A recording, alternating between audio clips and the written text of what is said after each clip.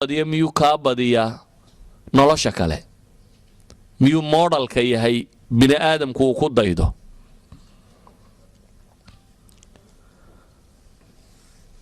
caalamkaynu maanta joogno waa caalam la yidhaahdo cuquusha waa la weeraraa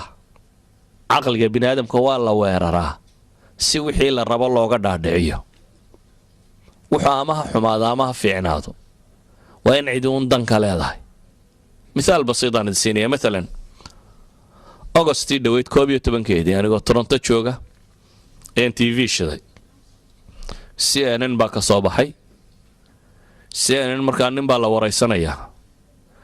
نكا لا وريسانيا وحو لي قانون بان رادينيا in la sameeyo adduunku gaar ahaan United States ku Mareykanku inuu ictiraafo maalinta nigiska buu leeyahay nigiska soo ma taqaaniin underwearka buu maalin rabaa in la siiyo waa kuwan maalinta AIDS-ka maalinta waxa maalinta soo ma maqashaan wuxuu rabaa maalintii nigiska in la sameeyo signatures buu ururinaya 50000 buu marinaya konton kun oo signature buu marinaya saxiix ayuu soo ururiyay wuxuu rabaa inuu badiyo saxiixyadaas 1 milyan gaarsiiyo si uu case-ku u noqon karo case isturtiingahoodii yani Congress-ka la hordhigi karo oo markaasi looga doodo maalinta nigiska waxay weydiiyeen maalinta nigiska maxaa laga faa'iidayaa bay yiraahdeen wuxuu yidhi markii aan daraasay waxaan arkay buu suuq dhaqaale fiican inuu ku jiro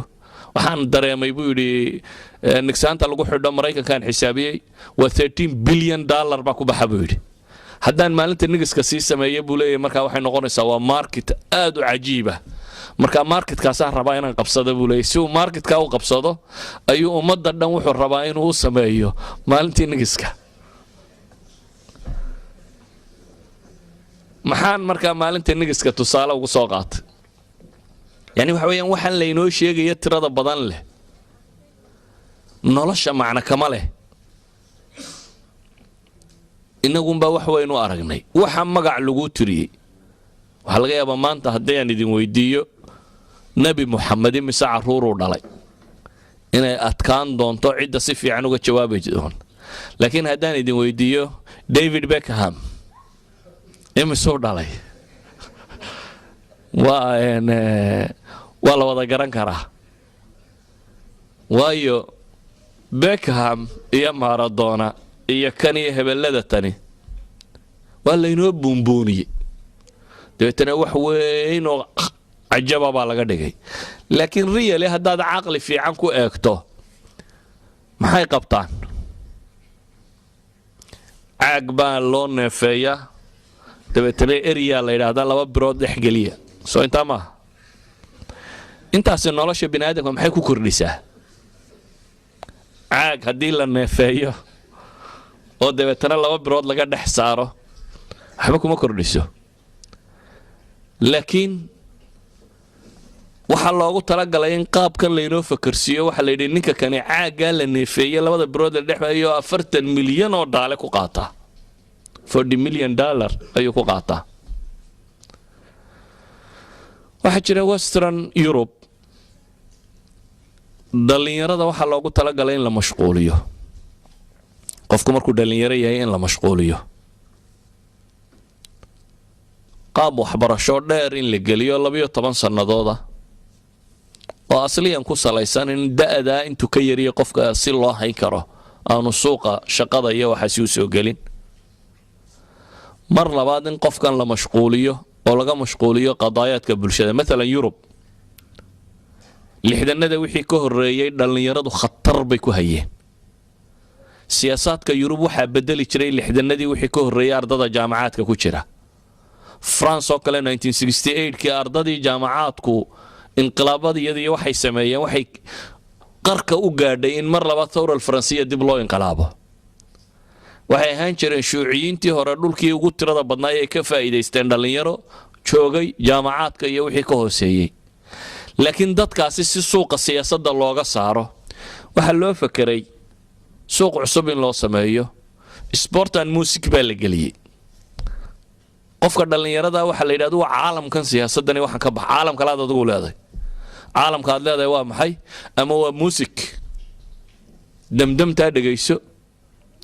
iyo dadka qaylinaya oo waliba waxay ku qaylinayaan xataa aanu jirin literature-ka hadii la eego dadkan qaylinayo dhamay cabaadaya wax ay ku hadlayaan ma jiro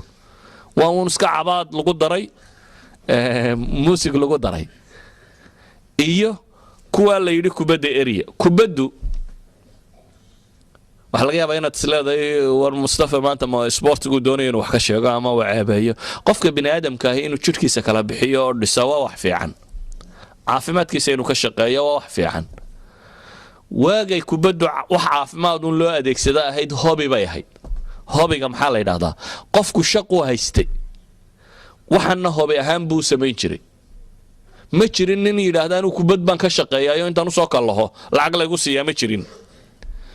qofku shaqo kale uu ka lihi jiray dhakhtar buu ahaa askari buu ahaa booliis buu ahaa siyaasi buu ahaa shaqo kale uu haystay kubadna waa ciyaari jiray kubaddu markaa waxa iska ahayd nooc entertainment yar oo fudud iyo inta ugu badan la wuxuu qofka bini'aadamka isku dayo jirkiisa inuu ku kala bixiyo laakiin ka waa laga saaro waxa la geeyo suuqii dhaqaalaha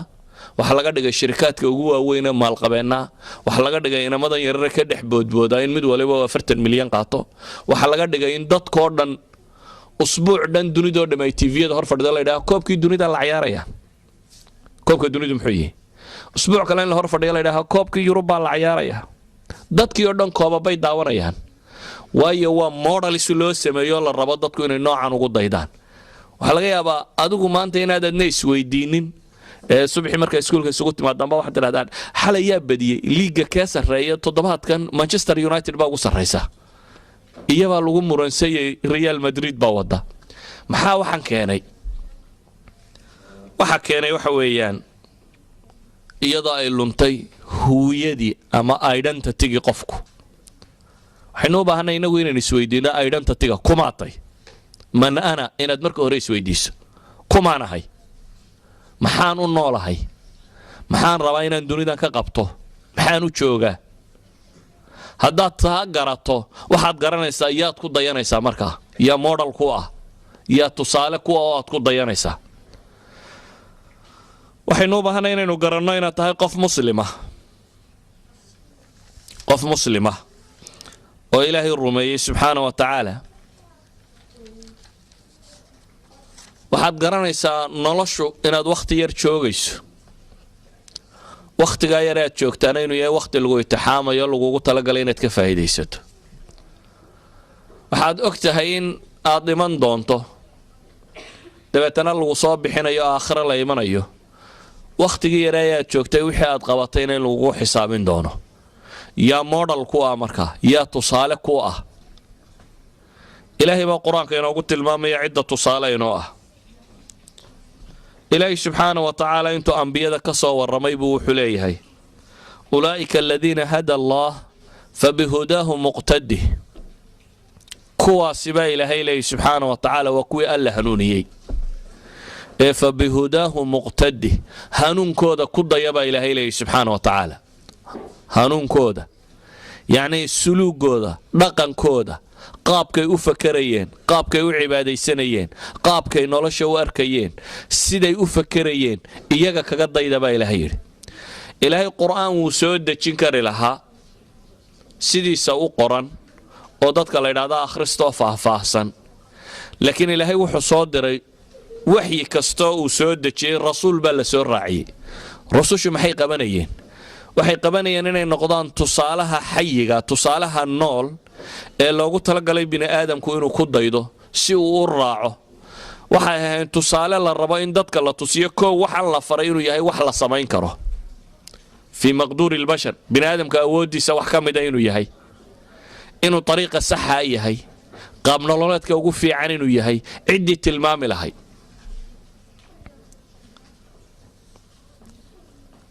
ولذلك waxaaynu ku celcelinayna leenahay waa inaynu si fiican u daraasayna u garanaa cidaynu ku dayan lahayn cidaynu ku dayanayna waxa weeyaan bini aadamkii ilaahay abuuray oo dhan kuwii ugu fiicnaa waxa alla dad abuuray waxa ugu fiican oo ummad walba kii ugu fiicnaa ilaahay ka doortay waa nabi ama rasuul ummad kasta kuwa ugu fiicnaa ee ilaahay ka doortay waa nebi ama waa rasuul. nebiga iyo rasuulka waxaa loogu talagalay inuu model u noqdo ama shaygii bini aadamka oo dhammi uu ku dayanayay inuu noqdo. waxaan ku dayanaynaa min bacdi daalik kuwa iyagu rabeeyeen oo kobciyeen. haddaad fikraddaasi qaadato waxa aad dareemaysaa inaad adigu dunida ustaad markaasi u tahay. qofkaan ilaahay garanaynin waa wax ma garato. qofkaan ilaahay garanayn subxaana wa tacaala waa wax ma garato. afaman yaclamu annama unzila ilayka min rabbika alxaqu kaman huwa acma. cidda alle garanaysa maalan aqoontu maxaa lagu qiimeeyaa aqoonta? waxay ka warramayso iyo waxay tarto socaynkaa maaha. inta ugu badan le dadku aqoonta aqoonnimo uma bartaan, laakiin marketka waxay ka goysaa loo bartaa. haddii iminka laydin yidhaahdo computer science baa markaad ka soo baxdo lagugu qaadanayaa 30,000 40,000 oo karawne bishii wada computer science baynu gelaynaa. laakiin hadduu marketku isbedelo layidhaaho saxaafaddaa ka qaalisan, saxaafaddaad u guuraysaa. saxaafadnimadu iyo kombiyuutarnimadu ma ahayn fiicnaanta, laakiin marketka waxay ka jaraysay baa ahaa. aqoonta alle la bartaa marketka waxay ka goynaysa iyada ugu qaalisan oo ay jannay goysaa. yacni life sbankaaga markaad eegto nolosha intaad noolaanaysaa atwaar baad soo maraysaa. wakhti aad dhabarka aabbaha iyo hooyadaa ku jirtay, wakhti aad caloosha hooyadaa ku jirtay, wakhti aad dunida korkeeda sarrayd, wakhti aad xabaal ku jirtay, kadibna waad ka soo baxaysaa. waxaad ku dambaynaysaa janno ama naar. noloshaasoo dhan marka la isku daro diintu intay ka tartaa, inta ugu qaalisan bay ka tartaa. hadday tahay nolosha inaad ku nooshahay si sawiyo toosan inaad u noolaato iyadaa tilmaamta. hadday taa aakhiro tahayna waxa ugu qaalisan iyadaa keenta. daatada ay ka warramaysaa maalan inaad cilmi quraanjo barato, quraanjada cilmi ku saabsan, iyo inaad cilmi bini aadam ku saabsan barato waxa qaalisan cilmi bini aadam ku saabsan. waxa kaloo la mid ah cilmi allihii dunida abuurayba ku saabsan inaad barataa wuxuu ka qaalisan yahay makhluuqaadka cilmiga ku saabsan. sida daraaddeed waxaynu u baahannahay inaydan isu arag minority yaryaroo masaakiina oo dadkii kale uu ka sarreeyo oo markaa la khajila. waxaan kaaga digayaa inaad xijaabka la khajisho ama salaada aad la dhuumato markaad iskuulka istiraahdo ku tuko. waxaad isleedahay talow xaggaad ku tukataa? markaasaa laga yaabaa inaad wareegto mid yidhaaha musqusha agteeda aan ku tukanno, jaranjarada hoosteeda aan ku tukanno. meel aan ili kaa qaban baad daydayaysaa. sababtu waa maxay? waxan baad la khajilaysaa kula yeeliita. waxay ahayd inaad rumaysato adigu inaad the right way taagantay, safkii sax aha inaad taagantay, iyaguna kii qaldana inay taagan yihiin. inaad isu dhigto inaad model noqoto dadka inta kale ay ku dayato. ma ahayn inuu iskuulka model ka noqdo inanta timaha kala jeexda ee naasaha qaawisa ee marada yara gaaban seeta. waxay taasi qof laga yaqyaqsoodo inay noqoto. inaad adigu maradaada iyo asturkaaga tusiso inaad tahay the right person, dhaqan ahaan, aqoon ahaan, waxa la baranayo, wax kastaba inaad adigu tahay the right person. idan ku dayashadu waxay ka bilaabmaysaa inaan marka hore inhizaam nafsi inugu dhicin, inaynan jabin inferiority complex, inaad marka hore adigu qaadin cuqdad nafsi inaanay kugu dhacin oo aan sodhan. xijaabka waxaa laga yaabaa markaad masaajidka imanaysana inaad jiqiska soo siiso. iskuulka markaad tegaysana mid la yara modify gareeyo, dhanna surwaalka yara ah, dhanna funaanad yar ka ah, meelahana aad masar yar ku duubto. waa modification. xijaab aad modify garaysay maya ha modify garaynin. sidii ugu wenye u qaado aragna you are the superior, adaa ugu sarreeya dadka, waayo dariiqii ilaahay jeexay baa taagantay, the right way baa taagantay. mithaal basiitan ku siinaya. saxaabadii nebi maxamed salawaatu ullaahi wasalaamu calayhi duniday furteen. lisboonadan iyo viyaana iyo belgrad iyo mooska iyo dhulkan oo dhan dacladeeday wada yimaadeen muslimiintu, ilaa iyo laga gaadhayo China iyo Indonesia iyo waxa la mida. dhulal badanoo dhulalka ka mida kumay furanin dagaal. dhulal badanoo ka mida waxay ku furteen dhaqan iyo akhlaaq iyo dadnimo iyo macaamil bay kula furteen. waxay ku furteen qaabkay u noolaayeen iyo siday u fakarayeen iyo waxay basharka u keeneen. waxay ku furteen oo kaaga filan rustam markii ay dagaalamayeen muslimiintii iyo saxaabadii, rustam oo ah janankii hogaaminayay ciidamadii bershiya eeraan ciidamadeedii, ayaa waxaa la isku galay qaadisiya meel ku taalla haatan waddankan ciraaq loo yaqaano. waa intaan madaa'inna ciraaq bay ka tirsantaa rajaynaya la furanin. waxa ay dagaalkii markuu muddo socday codsadeen nimankii gaaleed bal muslimiintu inay cid soo diraan ha la wada hadlee. sacd ibnu waqaas saxaabigii la odhan jiray wuxuu u diray saxaabi la ydhaha ribciy ibnu caamir. ribci waxaa loo diray inuu wada hadal la soo sameeyo janankii ama boqorkii watay ciidamada gaaleed. dabeetana wuxuu u yimi isagoo faraskiisii yaraa wata oo hubkiisii xidhan ayuu meeshii yimi. boqorku wuxuu ku talagalay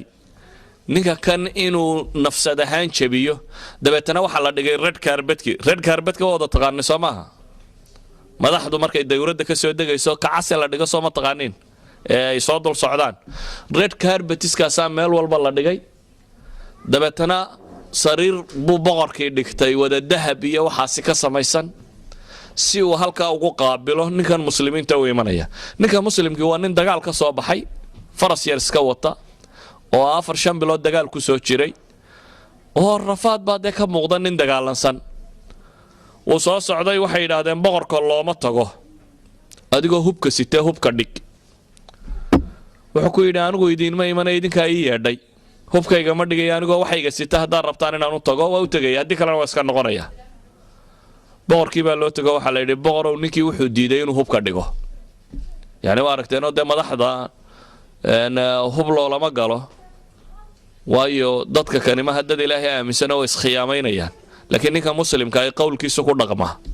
saasi daraaddeed intuu qowl sameeyo qadri kama dambaysiyo, waxma khiyaameeya. haddana wuxuu yidhi hubkayga dhigi maayo anigoo hubkayga sita, haddii loo baahan yahay waan u tegaya boqorka. waxaa la yidhi boqorow ninkii hubkii diid inuu dhigo soo daayaa la yidhi maca hubkiisa. faraskiisii yaraa buu soo dul eriyey baa la yidhi qadiifadihii red carbedka ahaa. boqorka agtiisa markuu marayay baa la yidhi intuu faraskii ka daadegay ayuu barkimooyinkii waaweynaa meesha la dhigu mid ku xidhay bay yidhahdaan culamada taariikh. mid ka mid ah barkimo hogaankii yaraa ee faraska ugu xidhay. dabeetana wuxuu yimi boqorkii markaa su-aal buu weydiiyey, maxaa idin soo saaraya? wuxuu ka fakerayaa dadkan ma gaaja waddankoodii ka keentay, ma waxan baa keenay? haddii markaa ay tahay gaajo iyo baahi uun waxan wadaa, dee waxbaa la idin siinaya iska noqda baa la rabaa in la yidhaahdo. maxaa idin soo saaray baa la yidhi. wuxuu ugu jawaabay markaasi, ilaahay baa na soo bixiyey, waxaana naloo soo bixiyey inaannu dadka ka saarro dulmiga diimaho aannu u saarno cadaaladda islaamka, inaannu ka saarno cidhiidhiga adduun waannu u saarno ballaadhkeeda. isagaa cidhiidhi dad ka saaraya, min dayqi dunya ilaa sicatiha. cidhiidhi adduun buu ka saarayaa, ballaadh buu geynayaa. ninka kani muxuu rumaysan yihi? meeshaan uga socda baytulqasiidku waxa weeyaan, ninkani wuxuu rumaysnaa inuu isagu yahay ustaadkii dunida loo soo diray, brofesorkii loogu talagalay inuu caalamka wax baro. muxuu barayaa? wuxuu barayaa waxyu samaa, warkii alluu sidaa. ninka ilaahay warkiisa sidaana cid kasta isagaa ka aqoon badan, waayo wuxuu sidaa aqoontii ugu sarraysay. sidaa awgeed buu wuxuu u soo bandhigayaa isagoo kalsooni qaba ayuu wixii uu rumaysnaa soo bandhigaya. adigana waxaa laga yaabaa adigoo muslima oo islaamnimo rumaysan oo caynkan inaad la dhuumato, inaad isku daydo inaan dadku ku ogaanin inaad muslim tahay. waa wax faal xun. waxaan leenahay marka waa inaad garataa shakhsiyadaada kumaa tahay, waa inaad garataa. adigu muslim baa tahay, kuwa kalena waa gaalo. taa macnaheedu waxa weeyaan adigaa ku taagan dariiqii saxa ahaa, iyana waxay taagan yihiin dariiqii qaldanaa. taa macnaheedu waxa weeyaan adaa ah macallinkii la rabay inuu dadka wax u sheego wax tilmaamo, iyana waa ardadii la rabay inay wax bartaan. taa macnaheedu waxa weeyaan adaa ah marada aad sidataa ah maradii loogu talagalay inay bashariyadu ku dayato. adaa ah moodhalkii la rabay in la buunbuuniyo, iyaguna way qaawan yihiin. waa meel laga naxaabay joogaan, waa hilib wadhan, meel aad looga naxaabay joogaan. sadaradeed aday ahayd inaad isu dareento inaad tahay qudwadii ama ciddii bashariyada hogaaminaysay horkacaysay ee dariiqa sawaabka ah rabtay inay gaadhsiiso waxaa aad u foolxun markaa qofkii halkaa laga rabay inuu isagu intuu cuqdad qaado uu dambeeyo inuu isagu noqdo qof ka cabsada wixiisii inuu soo bandhigo bilaahi calaykum waxaan idin weydiinayaa haddii inanta isqaawisaa isqaawin ku faanaysa adigu maxaad mare ugu faani kari weyda yacni say macquul u tahy hadduu kani gaalnimo ku faanayo ilaahay ma rumaysnay ilaahay baan rumaysanay si aad ugu faani kari weydaa ahlu naar baan ahay hadduu kuugu faanayo ahlu jannaan ahay si aad ugu faani kari weyda geedi naar ku sii guuraya inaad daba guurtaa miyay fiicantahay adoo janno arkaya geedi naareed dadaad aragto hayaana oo guuraya oo naar u sii raran inaad ka daba guurtaa miyay fiicantahay adigoo awoodi karaya inaad janno u guurto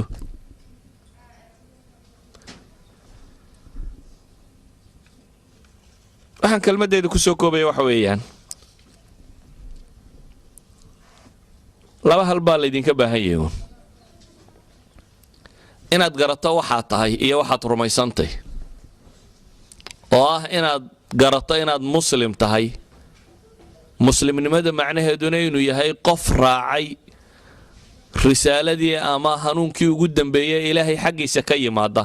ama hanuunkii nebiyaba loo soo dhibay dhammaantii qof haysta inaad garato markaa inay adiga dushaada saarantay dunidan inaad badbaadiso inaad garato inaad adigu markaa dunida model u noqoto inaad hogaankii lagu dayan lahaa inaad noqoto inaad u fahamto dadka kani maxaad ka qaadan kartaa maxaanad se ka qaadan karin mas'aladaasaan dib ugu noqonayaa qofka muslimka ee modelka ahi dariiqa aakhiro loo maro isagaa haya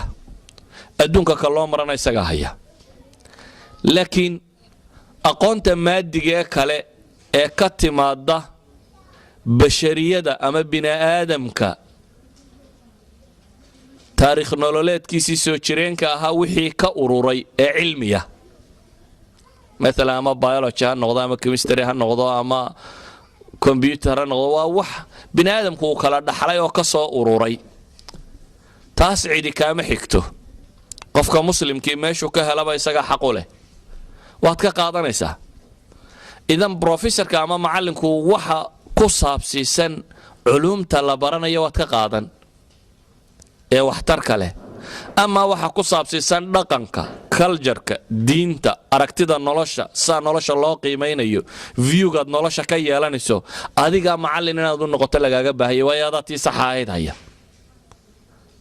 saxa ahayd haya marka adaa lagaaga baahaya inaad dunida macallin ka noqotid laakiin ceebteenni waxa weeyaan teenniina garanba mayno taynu rabnay inaynu macallin ku noqonno inaan garanaynin taasaa waxay keentay inaad noqoto weel madhan oo wixii lagu shubaba qaadan kara waxaan ku soo koobayaa rusushu ama nebiyadu waa tusaalayaashii dhabka ahaa ee loogu talagalay qofka bini'aadamkii nolosha dhammaanteed inuu kaga daydo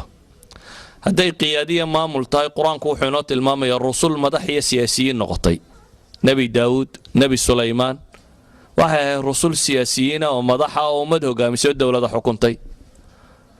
hadday tahay jihaad iyo dagaalan iyo kan qur-aanku wuxuu ka waramayaa rusul hadday tahay waxay iminka kuu sheegayaan xornimo la raadiyo iyo dad la xoreeyo ummad xuquuqdeeda loo raadiyo rusul baa ilaahay qur-aanka kaga warramaya raadinaysay nebi muuse waxaa ilaahay ka warramaya wuxuu ka hor yimi fircawn oo dad kale dictatornimo u sheeganaya le anaa rabbi idiin ah ilaahayna uu soo diray inuu reer banu israa'iil ka xoreeyo an irsil maciya bani israa'iil haddaad u baahan tahay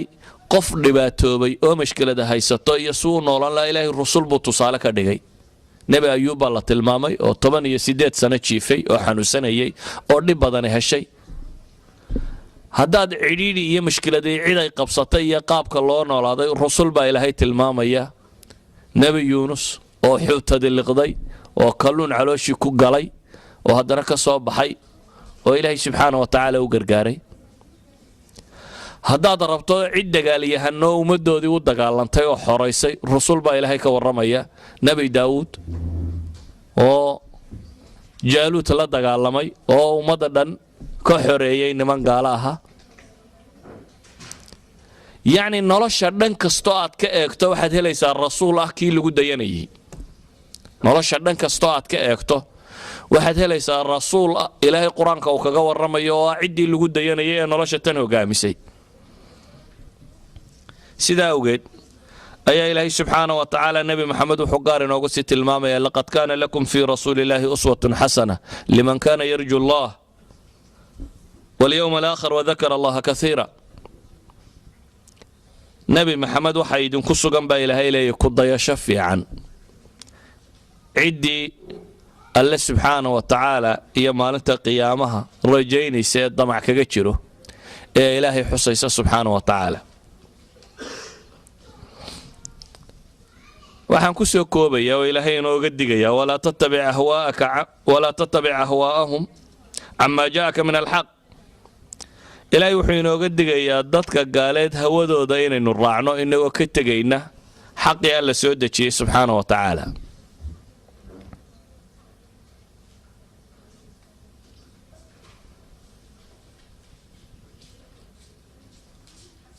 waxaan ku soo koobayaa marka oo warkaygoo dhammi yahay idinkaa aad tusaalihii la rabay in lagu dayda idinku cid idinka liidata ha ku dayanina. cid idinka liidata ha ku dayanina. ha laydinkaga daydo laakiin islaamnimo dhaba ma aha in marada qura laydinkaga daydo, waa in dhaqan oo dhan laydinkaga dayda. dad run sheegaya oo run ku dhaqmaya oo deeq iyo waxbixin leh oo ballan oofinaya oo hoomweegiisa ka shaqaynaya oo macallinkiisa ixtiraamaya oo dariskiisa dhiganaya oo wixii loo diro si toosan u qabanaya oo qumman in lagaaga daydabaa muhima. markaasaa tusaalii dhabtaa noqonaysa. laakiin haddaad xaggana mara ka qaadato kalaaskana aad jirtid, macallinkana been u sheegtid, saaxiibkaana wixiisa aad ka qaadatid, kana aad dulmidid, markaa tusaale noqon maysid. tusaale waxaa tahay waxa meesha lagu hayo marka aad ka tahay qofkii laga rabay. hadday waxbarashatay, hadday dhaqantay, hadday ballan tahay, hadday hadaltay iyo waa run la sheegayo, qof street forward markaad noqoto, qof toos u socda. moodalka la raba islaamigiina waa kaa. walidaalika baa ilaahay subxaana wa tacaala qur-aanka wuxuu inooga digayaa inaynan odhanin lima taquuluuna maa laa tafcaluuna kabura maqtan cinda allahi an taquluu maa laa tafcaluun. inaynan bad example ka noqonin diinta.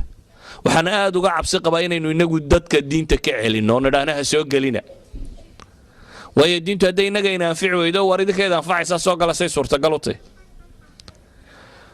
waa in dadka diinta aynuugu yeedhayna ay noqoto dhaqankeenu inuu dadka dacwo gaadhsiinayo. waa laga yaabaa afafku inaynuguba adag yihin, inaynan si fiican ba isu fahmin, laakiin kaljarkaaga iyo dhaqankaagaa yeedhaya haddaad adigu qof quman tahay. meeshaad ka shaqayso,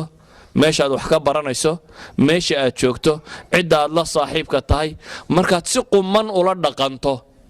qumanaantaadan baa dacwada sheegaysa warkaaleya ilaahay rumeeya. ha noqonina markaasi diinta kuwii dadka ka celiya oo bad examples ha noqonina. tusaale xun oo dadka diinta ka celiya ha noqonina, ee waxaa noqotaan tusaale fiican oo dadka diinta u soo haga. waxaa noqotaan dadkii mujtamaca kani u idin wanaajiyey. norwijigu saacinkaa maaha, waayo hoy baa laydin siiyey, waxa cuntaanna waa laydin siiyey, waxbarashana waa laydin ogolaaday, intay doontaba ha noqotee.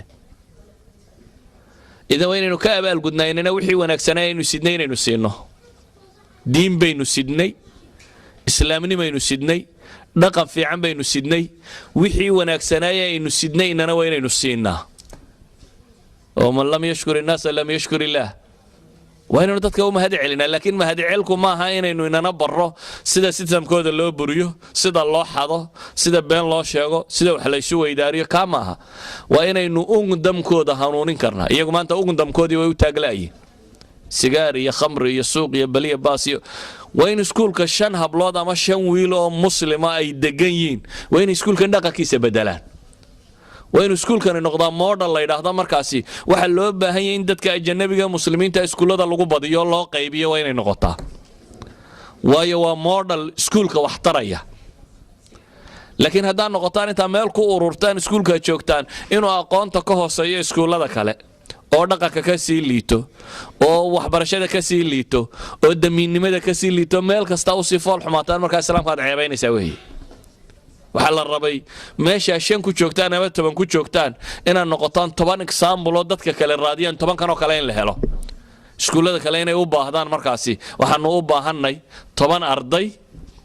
oo muslima in iskuulkan lagu soo daro si iskuulku uu hagaagi karo u toosi karo waxaynu markaa isugu nimi waxa weeyaan inaynu modelkaasi muujin karno ku dayashadaas inaynu muujin karno in maanta laga bilaabo aad garataan inay idinku tihiin dadkii lagu dayan lahaa inventionka dadka u keeni lahaydeen idinkaa laydinka rabaa markaa maanta laga bilaabo idinkaa aad dadku ku dayan lahaa markaa idinkaa laydin rabaa inaad noqotaan dad mujtamaca hogaamin kara oo waxa ay xambaarsan yihiin u gudbin kara oo aadoon af uga gudbin dhaqankaaga iyo akhlaaqdaada iyo qaab nololeedkaaga waa inuu gudbiyaa sharkoodana waa inaad isku daydaa inaad iska cadaadiso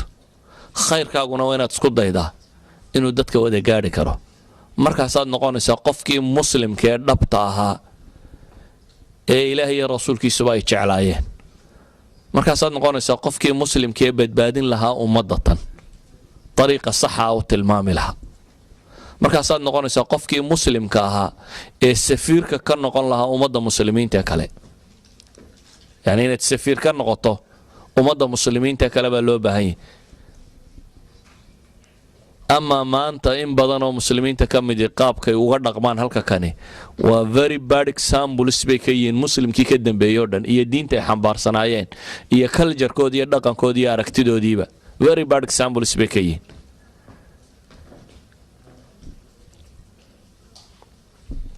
waxaan ku soo koobayaa markaa dad ba idinkaa u fiicanay ha jabina uun يعني dad ba idinkaa u fiican intaad muslim tihiin laakiin cuqdadana infan dareera baan ahay iyo kan baan ahay iyo minority baan ahay iyo waa la xaqiraya waa la yasayada ka baxa infan dareeraa tahay muslima baa tahay hogaamiye baa tahay waxyigii samada sida baa tahay qofkii la rabay dadku inuu ku daydo baa tahay daadis waxa la rabaa inay adiga kaa dhaadhacdo haddaanay adigaba kaa dhaadhacsanayn dadkama dhaadhicin kartid laakiin adigaan rabaa inay kaa dhaadhacdo inaad tahay infan dareere muslim ah oo kii siday waxyigii cirka laga soo diray ee bini aadanba inuu ku hanuuno loogu talagalay kii siday baa tahay then you should be a good example السلام عليكم ورحمة الله وبركاته السلام ورحمة الله وبركاته الله سبحانه وتعالى كاول مريش كان محاضرة يقين في المسجد إننا أنا وانفع كل وقتنا ما يلي وقتي صلاة ولا العصر وقتي محاضرة وصوغ اللي مدرتور وحن صوغ عبنينا سؤالها أنت اسكنوا على مركب أسرعنينا إن شاء الله بس المركب ربنا قادني محمد سؤالي ونيرضوا كل هذا بالغسل هذا يكسر درجة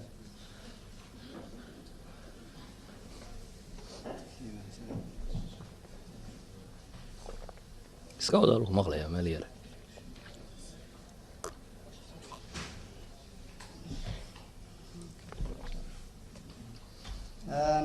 waxay leeyihiin 3 su'aalood oo kubadda ku saabsan laba waa isku mid waxayna leedahay nin dhalinyaro haddii uu koox u ciyaaro oo dee uu noqdo xidig sidii David Beckhamkii laga sheekeynayo oo kale ma dambi baa ku jira waa tan labaad su'aasha labaad waxay leedahay waa islaayadii waa banoonigii laakiin gabdhaha muslimiinta inay banooniga ciyaaraan lafteeda ma dambi baa ku jira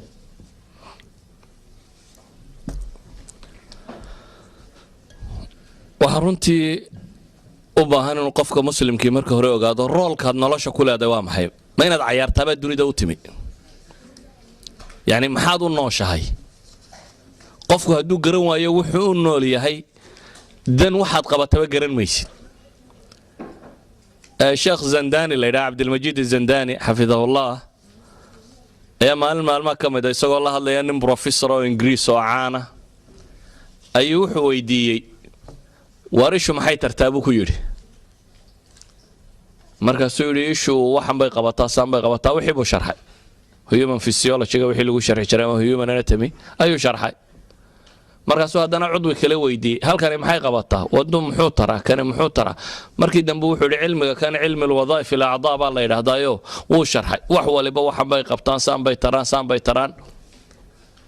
wuxuu weydiiyey waxaad ii sheegtay jidhkaaga shay kasta oo ka midii waxa uu taro ma shaynimadiisu qiimo ku leeyahay mise jidhku wuxuu taraa baan ku weydiinayaa buu yidhi teetana wuxuu yidhi ishu hadday keliya meel taallo waxba faa'iido ma laha buu yidhi waxay waxtar tahay markay dee jidh ku jirto oo jidhkay wax u taraysaa ku arkaya waxaan ku weydiiyey buu ku yidhi qofka oo dhan markaad jidhkiisa iyo ishiisa iyo wixiisiiba isku darto waa maxay isaga waxa loogu talagalay sheegtay ishii wixii loogu talagalay dhegtii sheegtay lugtii sheegtay qofka isku dhan maxaa loogu talagalay iska aamusa wuxuu yidhi taasi waa falsafad wuxuu yidhi waxaan ku weydiiyo kabtaadu maxay kuu dartaa kabtii buu sharxay wuxuu yidhi waxan bay qabataa dhibta iga ilaalisaa saatan baan ugu socdaa caynkan bay qabataa kabtii buu sharxay markaasuu wuxuu ku yidhi waxaan ku weydiiyo ma waxaad leedahay iminka kabtaadaa kaa qiimo badanoo kabtaadu waxay tartana waa la garanaya adigu waxaa tartana cidi garan mayso yani waxa lagu abuuray adiga cidi garan maysa miya kabtaadan waxa loo sameeyeyna waad garanaysaa miya yani qofka haddii hadafka nolosha uu ka lumo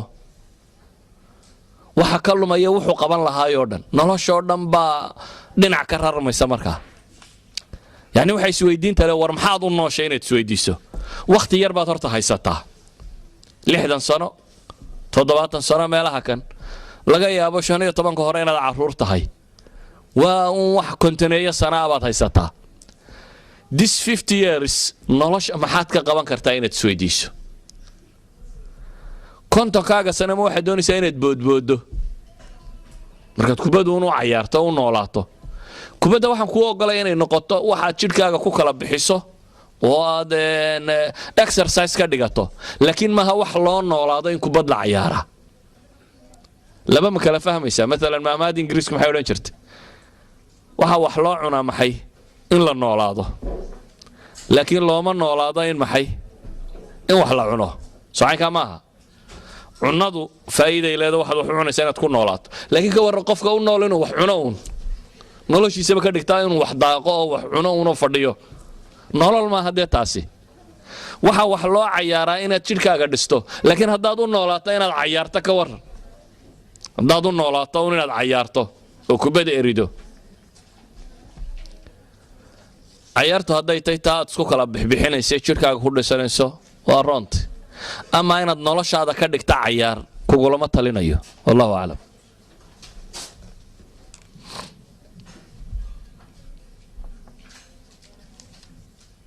جزاك الله خير شيخ سؤاله way badan yihiin laakiin waan soo yareynaa laba su'aalood oo isku dhaw waxay leeyihiin qof wuxuu leeyahay maadaama sheekhu yiri salaadii iyo meel qofku uu la dhumanaya markii uu tukanayo haddii aan sheekhu isku dhigto ama aan shaqeeyo laakiin salaadaydii aan meel qarsoon iskaga tukado maxaa dambi iga soo gaaraya tan labaad oo su'aalo isku dhaw gabadha muslimadda ay dhar ku dhagan inay xirato maxay diintu ka qabtaa salaadaas haddii aan marmar un tukado oo mar kale aan ka tago iyadana maxaa dembi hoon mudanaya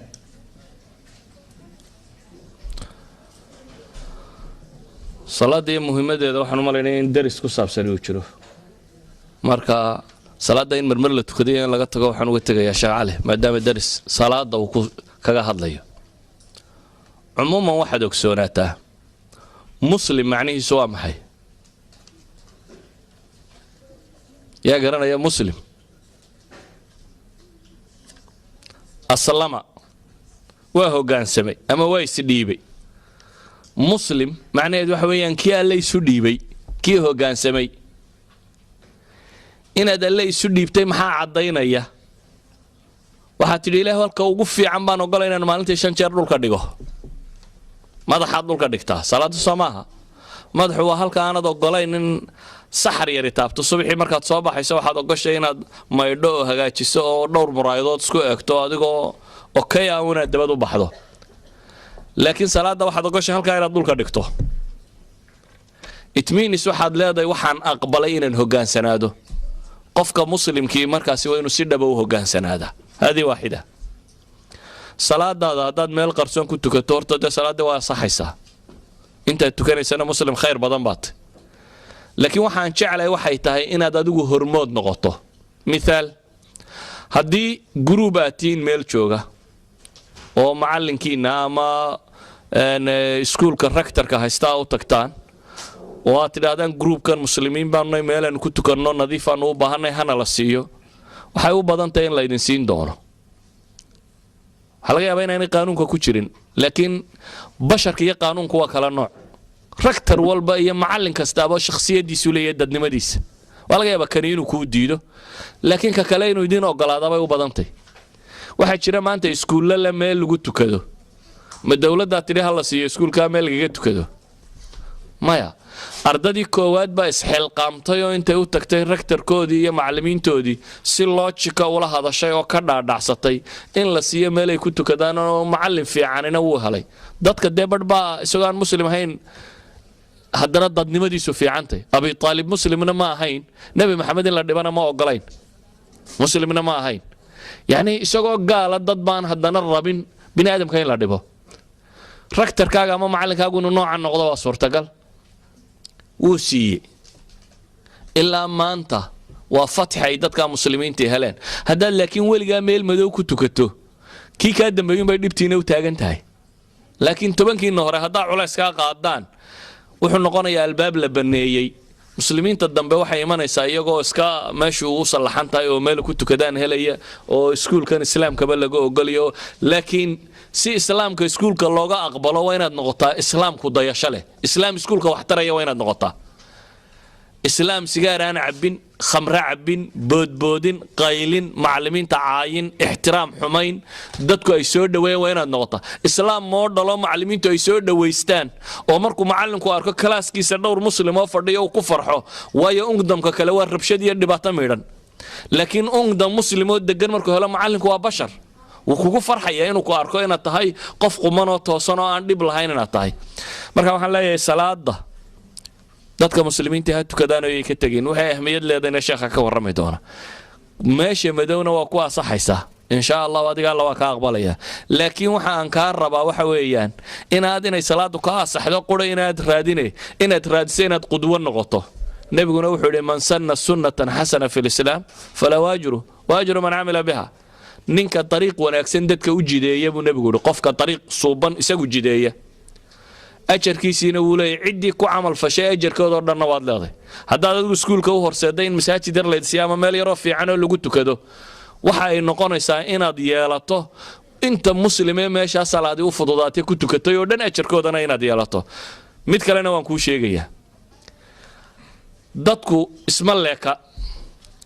waladiina hore xoogani haddaa wadada bannaysaan kuwa iska daciif ahayoo salaada qarqarsan lahaaba iyana soo dhiiranaya qaar u taagalaydeen baa imanayo markii hore aan qarsan kareynin laakiin marka meel u salaxdeen oo hagaajiseen qaar badan oo markii hore la baqayay baa oranaya wallahi de salaad waa iska fiicanta waa loo golay iskuulka oo idinku dayan doona ta kale waxa aan rabaa inanta kale kalaaska kugula jirtay Norweejiyada aan muslimka ahayn inay ku aragto adigoo tukanayaan rabaa waayo waa dacwa inay ku aragto adigoo tukanayaan rabaa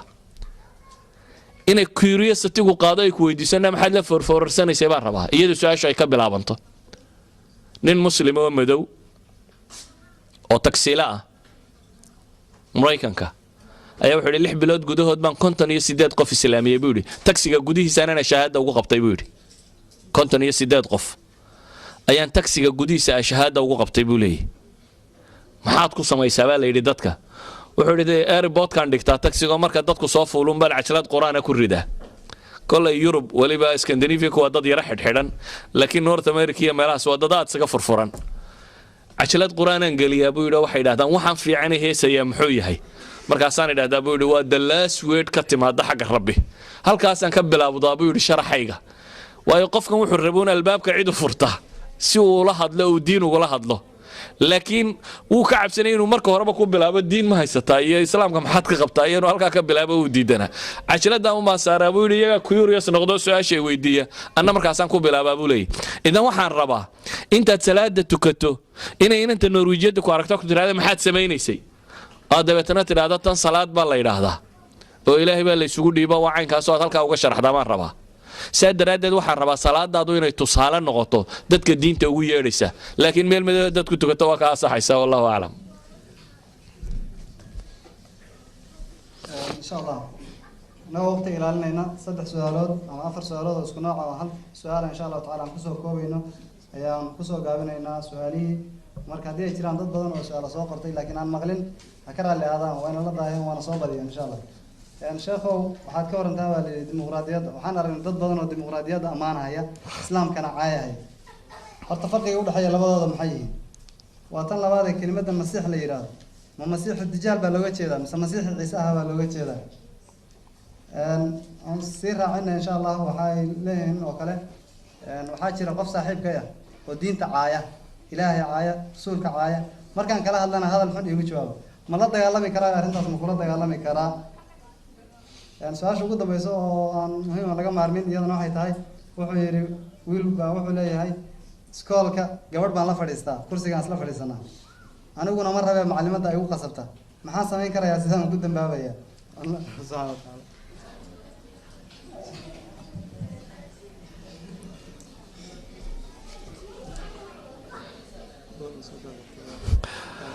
kalaba garan waayo wixii su-aale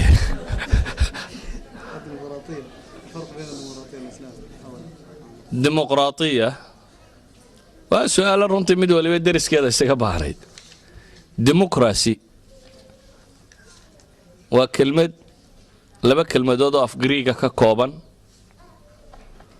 oo haddii af carabi lagu macneeyo la mid ah xukmu shacab af soomaalina malaa shacab iyo xukumkaba desooda inuu isticmaalaa xukumkii shacabka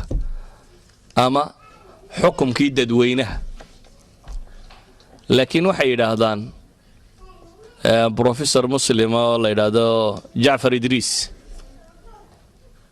ayaa wuxuu yidhaahdaa waa ereyga keliya ee magacii aan xaqiiqo lahayn buu yidhaahdaa yacni waa magac aan xaqiiqo lahayn waayo dunida lama arag buu yidhi meel shacab dhammi wax xukumo ma jiro calaa kulli xaal waa nidaamkaasi ku salaysan waa nidaam siyaasiya siduu hadda u yaallo ee dunidu isaga dhaadhicisay arkaan ay ka tahay in la kala saaro saddexda suldadood ama saddexda maamul ee ah suldada qadaaga ama judishariga ama qolada maxkamaduhu ay gaar noqdaan suldada tashriica waxa u yaqaanin ama barlamentarianku uu gaar noqdo iyo sultada dowladnimo ama xukuumadda wasiirada iyo ra-iisul wasaare iyo waxay la nooca ay gaar noqdaan maanta nidaamka dunidu qaabku u yaallo waxay yidhahdaan dimuqraadiyaddu 3 qaybood baa loo qaybiyaa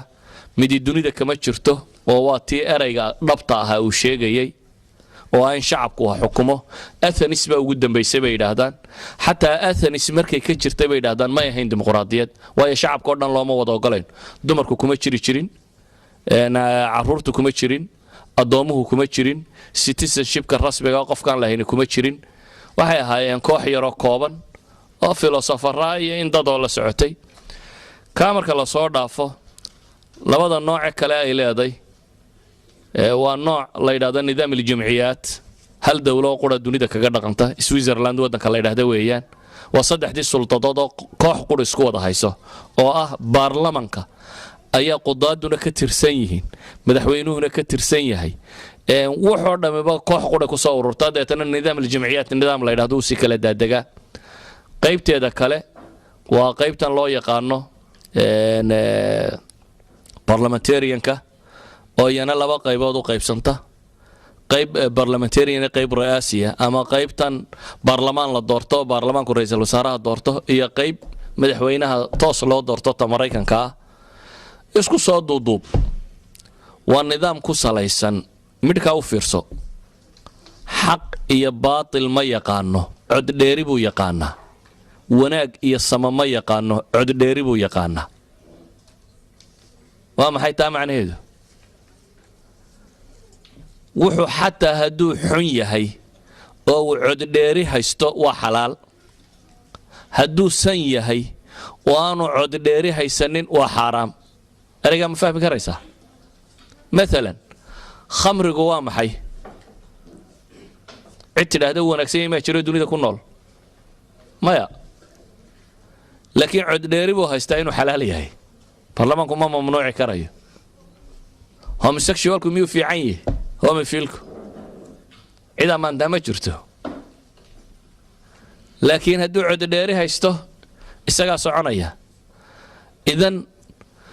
markii yurub diimuhu ay tiro bateen ee afkaartii tiro badatay ee wax walba tiro badatay qaab ay u wada noolaadaan waxay u doorbideen inuu noqdo coddheeridayaa leh dabeetana ciddii 51% heshaan inay meesha maamusho islaamnimadu kaa way ka gedisantay islaamnimadu waa waxyu samaa alla soo dejiyey laakiin haddaad si kale u egto waa doodi karnaa oo iyagu wax dastoor la yidhaahdo 2/3 marka hore ay ku dejiyeen oo aan saqafo laga bixi karin xataa kaa haddii laysla dhaafo liberalismka oo caqiida la rumaysay oo aan marnaba laga bixi karin se iyagu rumaysayin ayuu hoos yimaadaa innaguna waxaan leenahay saqaf baynu hoos nimaadnaa alkitaabu wasunna aan marnaba laga bixi karin wixii ka hooseeya markaa waa la dooran karaa haddii saqafkaasi uu nabad galo idan waa laba nidaam oo meelana isugu iman kara meelana ku kala gedisnaan kara dimuqraadiyaddu qaarna way dhaantaa iyadana islaamka ka fiican wallahu aclam labadan qaybood kale masiixu dajaal iyo masiixu ibnu maryam labadaba waa noqon karaa ala kulli xaal ciisa almasiixna waa la yidhaahdaa dajaalkiina masiix waa yahay